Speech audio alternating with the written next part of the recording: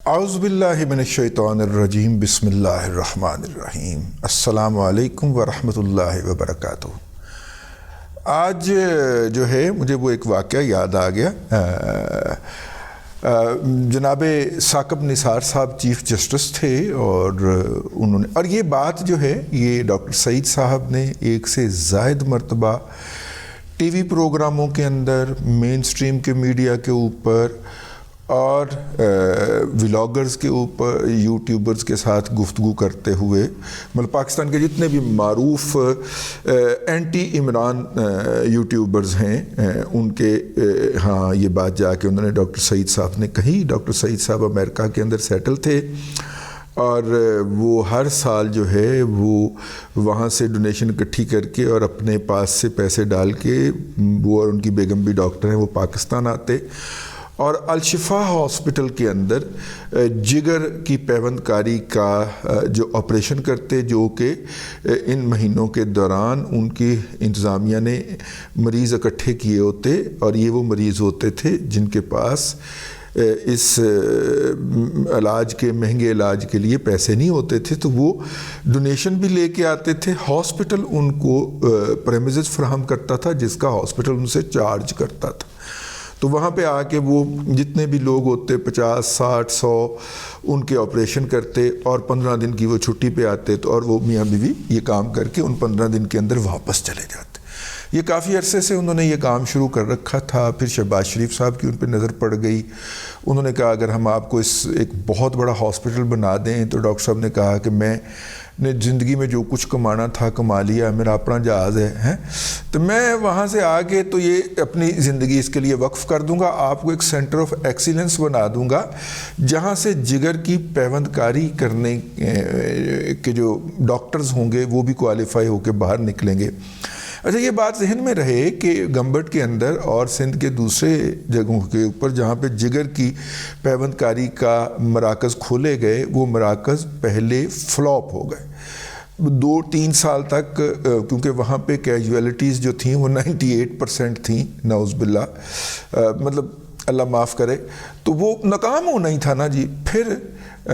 Doctors hospital Lahore ایک private hospital ہے میاں عامر صاحب کا، اس میں میجر شیئر ہے جو انہوں نے حالیہ دنوں میں خریدا ہے، تو وہاں پہ بھی جو امریکہ سے ڈاکٹر آئے ہوئے تھے ان کے اوپر ہم نے قادیانی ہونے کا الزام لگا کے ان کو یہاں سے بھگایا اور پھر ان کا شیئر خرید لیا۔ تو وہ شیئر مطلب کہ ظاہر ہے انہوں نے تو نہیں کیا ہوگا، جس نے بھی کیا،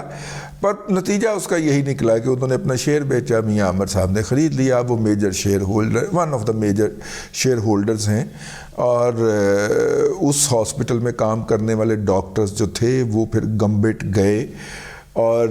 چونکہ وہاں پہ کام کرنے والے ڈاکٹر زیادہ تر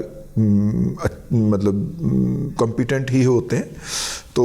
انہوں نے جا کے وہاں پہ آپریشن کیے اور یوں وہ گمبٹ کا انسٹیٹیوٹ چلا۔ کہنے کا مطلب یہ تھا کہ اس طرح کے ڈاکٹروں کی اتنی زیادہ کمی ہے ملک کے اندر جگر کی پیوند کاری کے حوالے سے، تو ڈاکٹر سعید صاحب نے کہا میں یہ مرکز کھول دوں گا۔ اس کے بعد جو تھا، اب پاکستان سے انڈیا میں لوگ ریفر کیے جاتے تھے اور وہاں پہ جا کے جب $100 تھا تو 40 لاکھ 50 لاکھ میں علاج ہوتا تھا، 60 لاکھ 70 لاکھ تک بھی کام چلا جاتا تھا۔ میرے قریبی جاننے والوں میں کولیگز کے والد صاحب بھی وہاں سے جا کے جگر کی پیوند کاری کروا کے آئے، تو میرا کزن جو تھے وہ جو تھے ان کو ریفر کیا انہی صاحب نے، وہ بیچاروں نے بارڈر کراس ہی کیا تو واگا کی پرلی سائڈ کے اوپر ان کی جو تھی وہ موت واقع ہو گئی، بڑا ٹریجک سانحہ تھا۔ تو کہنے کا مقصد یہ ہے کہ یہ کاروبار تھا ایک، یہاں سے ایک ریفرل کا 1 ملین 5 لاکھ سے 10 لاکھ روپیہ کمیشن وصول کیا جاتا تھا۔ تو اب اگر کوئی Punjab institute PKLI Pakistan kidney and liver institute یا Punjab kidney and liver institute کو فلاپ کرنے کی کوشش کرتا ہے، تو یہ سمجھا جانا عین فطری امر ہے کہ وہ بھارت میں علاج کے لیے بھیجے جانے والے مریضوں کی تعداد کے اندر کوئی کمی نہیں آنے دینا چاہتا، ٹھیک ہے۔ تو ہم نے اس موضوع کے اوپر ایک ٹویٹ کیا اور ہم نے کہا کہ یہ ایک جو گفٹ ہے وہ جو کہ پنجاب حکومت پاکستان کے لوگوں کو دینا چاہ رہی ہے یا پنجاب کے لوگوں کو دینا چاہ رہی ہے، اس کے اوپر ڈاکہ ڈالا جا رہا ہے، اور مجھے اس کا فکرہ ابھی بھی یاد ہے کہ اب اٹھو اور اپنا یہ حق بچاؤ۔ اس میں کسی کی ذات کو تنقید کا نشانہ نہیں بنایا گیا، حالانکہ جو بیک گراؤنڈ نالج تھا وہ ہمارے پاس تھا کہ ثاقب نثار اس کے پیچھے، ہم نے اس ٹویٹ کے اندر یہی لکھا تھا، اور وہ ٹویٹ ابھی بھی ہمارے مقدمے کا حصہ ہے کہ ہم نے لوگوں کو شرپسندی پہ اور فساد پہ ابھارا، لیکن اس میں صرف اپنے حق کے لیے اٹھنے کی بات لکھی گئی تھی۔ یہ ساری جو میں نے باندھی ہے، تمہید باندھی ہے، اس کا بنیادی مقصد یہ ہے کہ آج اور کل میں سوشل میڈیا کے اوپر جو طوفان بدتمیزی برپا کیا گیا، اور طوفان بدتمیزی برپا کیا گیا قاضی القضاء جناب چیف جسٹس آف پاکستان قاضی فائز عیسیٰ کے خلاف، اور قاضی فائز عیسیٰ کے خلاف جو ہے وہ طوفان بدتمیزی اس لیے برپا کیا گیا کہ ان کے خلاف پی ٹی آئی کی سوشل میڈیا ٹیم یہ الزام لگا چکی ہے کہ انہوں نے الیکشن کے اندر ان کے بقول دھاندلی میں مبینہ طور پہ سہولت کار کا کردار ادا کیا۔ اچھا، کیا یا نہیں کیا، لوگوں کے چیزوں کو دیکھنے کا کیا اینگل ہو سکتا ہے، لیکن اس کا یہ تو طریقہ نہیں ہے نا کہ اب اپیلیں بھی چونکہ اور کیسز بھی چونکہ انہی کے پاس جانے ہیں تو ان کو اتنا دکھ کیا جائے کہ وہ ان کیسوں سے علیحدگی اختیار کر لیں، کیونکہ ایک وکیل ہی کھڑا کرنا ہے نا، کوئی بسرا ٹیپ کا، ٹھیک ہے، جس کو جج نے پچھلے دنوں بٹھا دیا، لیکن اب جب اس طرح کی لائن لگ جائے گی اور پھر یہ جو ہیں اور پھر وہ باہر نکل کے میڈیا کے اوپر اس کو بک بک کی سہولت بھی فراہم ہوگی، تو قاضی فائز عیسیٰ صاحب کی عزت کو اچھالنا کتنا کا بڑا مطلب ہو جائے گا۔ اچھا، اس سے پہلے اب دیکھیے یہ ایک ہو گیا، وہ فیصلہ انہوں نے جاری کیا، ایک قادیانی کی بیل لی، انہوں نے کہا کہ قانون بعد میں بنا، ایف آئی آر اس کے خلاف اس قانون بننے کے بعد درج ہوئی، لیکن جرم چونکہ پہلے ہوا تھا تو کوئی بھی قانون کا بیسک سپرٹ ہے کہ ریٹروسپیکٹیولی کوئی بھی کسی بھی قانون کا اطلاق نہیں ہو سکتا۔ ایتھے ثاقب نثار دی عدالت بھی نہیں سی اور ملزم نواز شریف بھی نہیں تھا، ورنہ تو نیب کے تمام ریفرنس کے اندر اس اصول کی وائلیشن ہوئی نا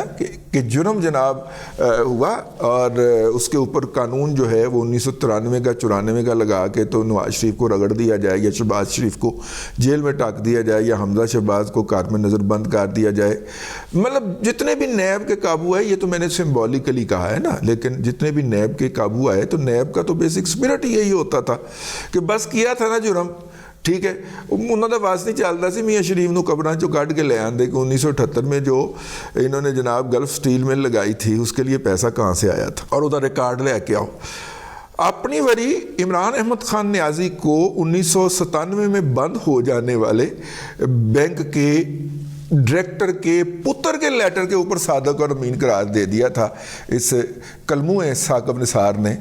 اور اب قاضی صاحب نے وہ صادق اور امین کا ٹائٹل واپس لیا، ٹھیک ہے نا، اور انہوں نے کہا کہ ایک بندہ نبی کریم صلی اللہ علیہ وآلہ وسلم کے علاوہ اور کون صادق اور امین ہو سکتا ہے، ٹھیک ہے، دنیا کے اندر، بس یہی جرم بن گیا۔ سب سے پہلے ان کے خلاف بدتمیزی اور بدموئی کی وہ اسد طور نے کی، انہوں نے قاضی صاحب کو رج کے گالاں کڈیاں اور قاضی صاحب کے سامنے روسٹرم پہ کھڑے ہو کے بھی بدتمیزی کرنے کی کوشش کی، یعنی ہمیں ان عدالتوں کے اندر دھکے کھاتے ہوئے یا ان ججوں کو بھگتتے ہوئے 20واں سال ہے۔ 2002 میں میرے خلاف آرٹیکل 6 کا مقدمہ ہوا تھا اور وہ میں نے 6 سال بھگتا تھا۔ 2008 میں جب یہ بنے ہیں اپنا 2006 میں بنے ہیں یا 2007 میں بنے ہیں، یہ اشفاق پرویز کیانی صاحب جب نمبر 1 ادارے کے سربراہ بنتے ہیں تو اور اس کے کچھ عرصہ کے بعد انہوں نے پھر رپورٹ منگوائی کہ جناب یہ ہمارے خلاف کیوں بھونکتا ہے، یہ باقاعدہ مجھے کنوے کیا گیا، تو انہوں نے کہا جی یہ ہم نے اس کو ڈنڈا دیا ہوا ہے یہ والا، تو یہ ہر 15 دن کے بعد جب جاتا ہے ذلیل ہو کے واپس آتا ہے تو پھر یہ سوشل میڈیا کے اوپر، اس وقت یہ والا سوشل میڈیا نہیں تھا تو اس وقت مین سٹریم کے اوپر ہمیں ذرا جگہ ملی ہوئی تھی، انہوں نے کہا پھر وہاں پہ بیٹھ کے ہماری ایسی کرتا ہے، تو انہوں نے کہا کہ اس سے ہم نے کیا نکالنا ہے، انہوں نے کہا جی کچھ نہیں نکالنا، کہ پھر واپس کاٹ لو، تو وہ پھر یونیلیٹرلی آرٹیکل 6 کا مقدمہ جو ایڈجوڈیٹنٹ جنرل GHQ نے فائل کیا تھا، وہ فوج نہ صرف کہ یونیلیٹرلی وڈرا کرا کے نکل گئی وہاں سے، بلکہ احتیاطاً ہائی کورٹ سے وہ فائل بھی غائب کروا دی گئی جو کہ اس مقدمے کی فائل تھی، جسے عدالت یہ صدیوں تک ہائی کورٹ رکھنے کا پابند ہے، جب تک ہائی کورٹ قائم ہے وہ فائل رکھنے کا پابند ہے۔ وہ فائل غائب ہو گئی، اس میں ہمیں غدار اور پتہ نہیں کیا کیا کچھ لکھا ہوا تھا، حالانکہ ان عقل مندوں کو پتہ نہیں، کاپیاں ساریاں محفوظ نے، اور میرے گھر چھاپا نہ مارنا نہ چوری نہ کروانا، میں نے وہ اپنے پاس محفوظ نہیں رکھی ہوئی، وہ میں نے ایک وکیل صاحب کے دفتر کے اندر رکھوا دی ہوئی ہیں احتیاطاً۔ میں کیا کہ اگر کبھی میرا موڈ بنا کتاب لکھنے کا پاکستان سے باہر جا کے تو میں آپ سے لے جاؤں گا جاتے ہوئے، بلکہ اس کی ڈیجیٹل فارمیشن بھی کر کے تو اس کو بھی کسی کلاؤڈ میں محفوظ کروا دیا گیا، تاکہ اگر کبھی ہوا تو، ویسے ہے نہیں کیونکہ ہور مار کھان کی ہمت نہیں گی۔ اچھا جناب، دوسرا مقدمہ جناب ہمارے خلاف یہ والا جس کا میں نے آپ کو تذکرہ کیا ہے کہ جی آپ نے چیف جسٹس کے خلاف یہ ٹویٹ کی ہے اور لوگوں کو فساد پہ ابھارا۔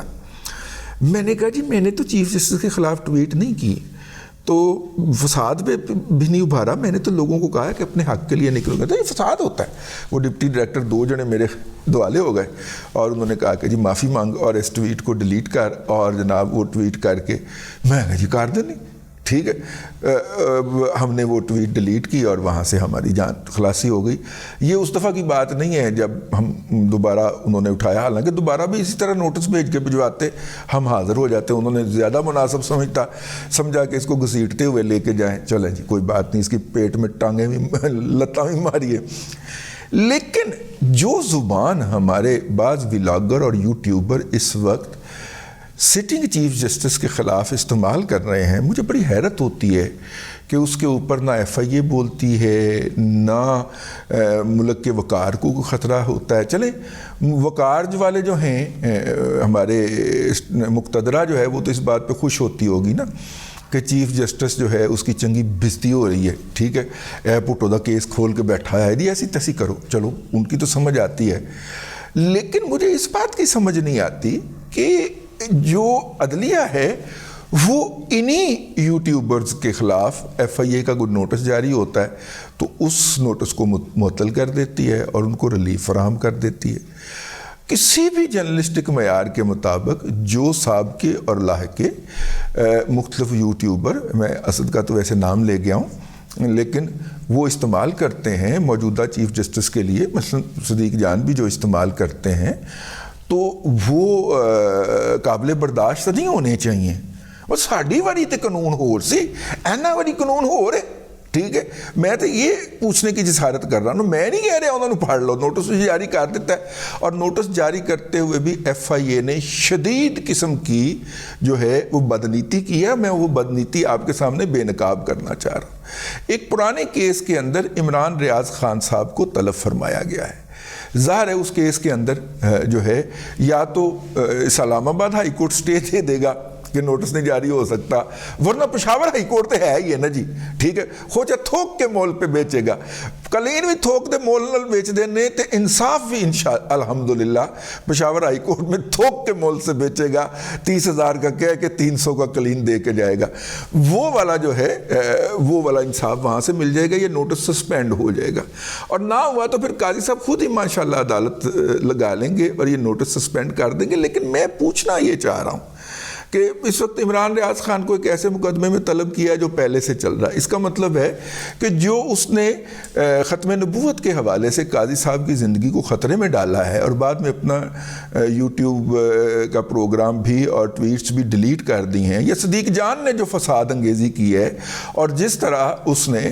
جو ہے وہ اس فساد کو بڑھانے کے اندر اہم کردار ادا کیا ہے، انہوں نوٹس نہیں دیتا۔ ویسے یار صدیق جان بہت ہی بڑا اسٹریٹجک ایسٹ ہے کسی کا،